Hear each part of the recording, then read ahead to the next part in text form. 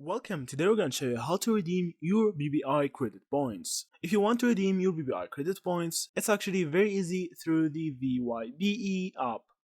So upon logging in, you need to tap on BPI rewards and then go to your dashboard where you can see the list of exciting rewards. After that, you need to choose the reward that you want to avail, then tap the redeem reward button. So from here, actually from the BPI credit rewards exclusive, you can see all the categories of the rewards. You can see all the rewards you want.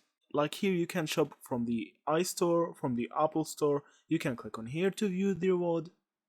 And after you view the reward, you can actually just redeem it through the points that you have. So you can actually redeem the points through the channels that you have here, or you can actually call the BPI contact center as see from these numbers. Also, you can just send a message through the contact us button from here. You can go to the support and then you can send them a message of what you want as see from here. So that's actually how you redeem your BPI points. Thank you for watching and see you in the next videos.